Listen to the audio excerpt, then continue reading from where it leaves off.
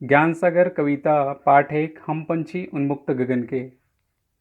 हम पंछी उन्मुक्त गगन के पिंजर बदना गा पाएंगे, कनक तीलियों से टकराकर पुलकित पंख टूट जाएंगे। हम बहता जल पीने वाले मर जाएंगे भूखे प्यासे, कहीं भली है कटुकनी बोरी कनक कटोरी की मैदा से। अब इस कविता को हम लयबद्ध गाएंगे और इसका अर्थ भी जानेंगे कि कवि ने पक्षियों के माध्यम से क्या कहने का प्रयास कर रहे हैं, क्या बताने का प्रयास कर रहे हैं हम सभी मानव को। तो ये जो पक्षी है वो कहते हैं, हम पंछी उन्मुक्त गगन के पिंजरबद्ध ना गा पाएंगे, कनक तीलियों से टकरा कर पुलकित पंख टूट जाएंगे। हम बहता जल पीने वाले मर जाएंगे भूखे प्यासे, कहीं भली है कटुकनी बोरी कनक कटोरी की मैदा से।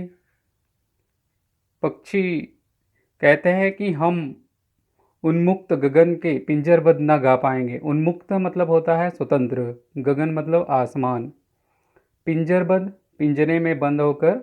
तो पक्षी हमसे कहते हैं कि हम स्वतंत्र आसमान में उड़ने वाले हैं, पिंजरे में रह के हम गीत नहीं गा पाएंगे, स्वतंत्र नहीं रह पाएंगे।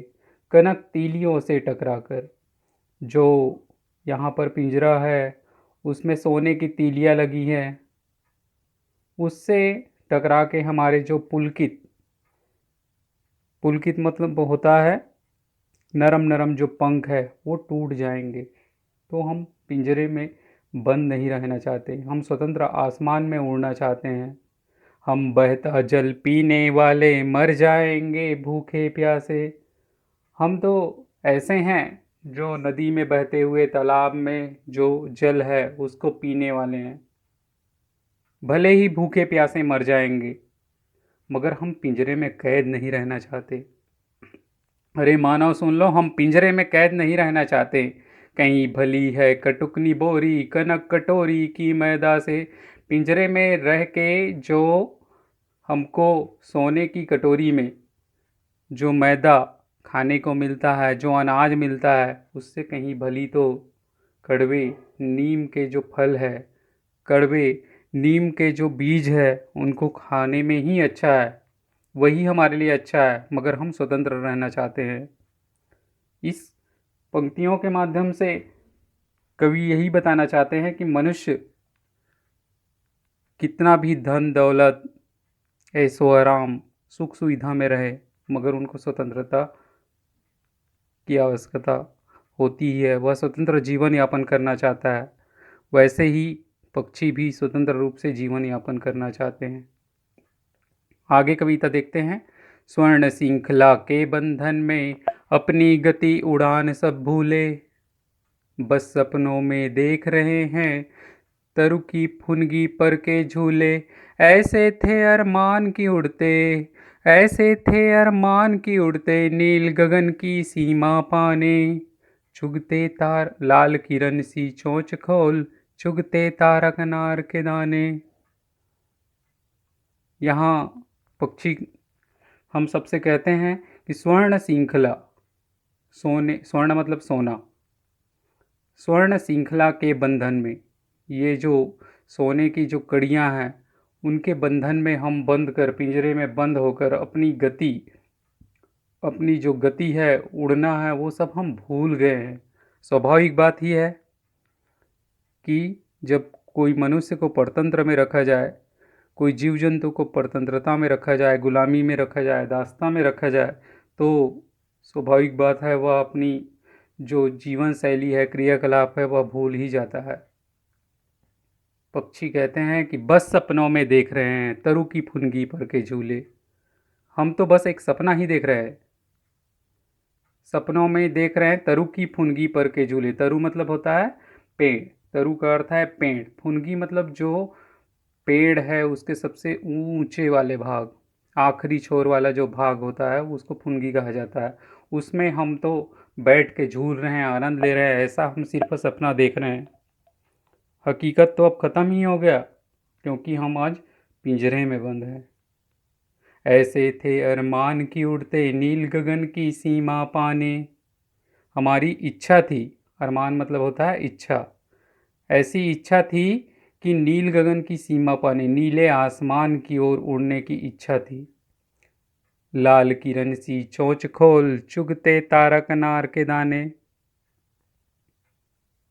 जैसे सूर्य की जो प्रकाश है, वो किरणें वो फैलती है सुबह सुबह, वैसे ही हम अपने चोंच को खोलकर अनार के दाने को चूगते। ऐसा कवि कह रहे हैं। पक्षियाँ हम सबको यही संदेश दे रहे हैं, अपनी वेदना को बता रहे हैं कि हम पिंजरे में बंद है तो हमारा जीवन कैसे हो गया है। आखिरी पंक्ति देखेंगे। होती सीमाहीन क्षितिज से इन पंखों की होड़ा होड़ी, या तो क्षितिज मिलन बन जाता या तंती सांसों की डोरी। होती सीमाहीन क्षितिज से इन पंखों की होड़ा होड़ी, या तो क्षितिज मिलन बन जाता या तंती सांसों की डोरी। निर्णय दो चाहे टहनी का, निवेदन करते हुए कहते हैं पक्षी, निर्णय दो चाहे टहनी का, आश्रय छिन्न भिन्न कर डालो। लेकिन पंख दिए हैं तो आकुल उड़ान में विघ्न न डालो, आकुल उड़ान में विघ्न न डालो। यहाँ पे पक्षियाँ हैं, वे सब कहते हैं कि होती सीमाहीन क्षितिज से इन पंखों की होड़ा होड़ी। हम जब आसमान में उड़ने की इच्छा व्यक्त करते हैं तो ये तो हम सपना में देख रहे हैं कि ऐसे होते, अगर स्वतंत्र होकर निकल जाते तो कैसे होते। सीमाहीन क्षितिज से, धरती आसमान के मिलन जो स्थल है उनको क्षितिज कहा जाता है। तो जो ये क्षितिज है, आकाश है, उनमें हम एक साथ उड़ते, आनंद लेते, अपने पंखों को दूसरे पक्षियों के साथ लड़ाते और स्वतंत्र रूप से विचरण करते, या तो क्षितिज मिलन बन जाता। जो क्षितिज है वहाँ तक हम पहुँच जाते, ऊंचे आसमान तक पहुँच जाते, या उड़ते उड़ते, या तंती सांसों की डोरी, हमारी जो सांस है वहाँ पे रुक जाती, हमारी सांस है वहाँ पे भर जाती। ऐसा सभी पक्षी कहते हैं जो पिंजरे में बंद है। सभी से वेदना भरे स्वर में ये जो पक्षियाँ हैं वो कहते हैं कि नीड़ न दो चाहे टहनी का। नीड़ मतलब होता है घोंसला। नीड़ न दो चाहे टहनी का, आश्रय छिन्न भिन्न कर डालो। लेकिन पंख दिए हैं तो आकुल उड़ान में विघ्न न डालो। यहाँ पे पक्षी कहते हैं कि नीड़ न दो चाहे टहनी का, पेड़ों के टहनी में भले हमें घोंसला बनाने के लिए मत दो, रहने के लिए मत दो, हमारे रहने के जो घोंसले हैं, आश्रय है, उसको भी छिन्न भिन्न कर लो, तोड़ डालो। लेकिन ईश्वर ने हमको पंख दिए हैं, प्रभु ने हमको पंख दिए हैं जो उड़ने के लिए हैं, स्वतंत्र रहने के लिए हैं। उस आकुल उड़ान में आपको बाधा नहीं डालना चाहिए है मानव। मैं आपसे ऐसी ऐसी विनती करता हूँ। ऐसा पक्षी अपनी मन की व्यथा को इस कविता के माध्यम से बताने का प्रयास कर रहे हैं। आशा है कि आप सबको समझ आया होगा ये कविता, और जो शब्दार्थ दिए हैं उनका आपको शब्दार्थ लिखना है, शब्द दिए हैं उनका। साथ ही हमने गृह कार्य भी दिया है। इस कविता को पढ़ने के बाद पाठ में आए अनुस्वार, अनुनासिक और नुक्ता वाले शब्द लिखना है। दूसरा, किस कारण से पक्षियों के पंख टूट जाएंगे, इसको अपने शब्दों में लिखेंगे। तीसरा, हमें पक्षियों के प्रति संवेदनशील क्यों होना चाहिए क्यों, इस बारे में आपको संवेदनशीलता से संबंधित बातें अपनी अभ्यास पुस्तिका में लिखना है। प्रश्न 4 है, लगभग 80 से 100 शब्दों में आपको एक अनुच्छेद लिखना है। यदि मैं पक्षी होता या पक्षी होती तो आप लोगों को यह जो पाठ पढ़ाया मैंने, ये समझ आ गया होगा। अच्छे से समझे होंगे अर्थ को। और दूसरे वीडियो में मैं आपको एक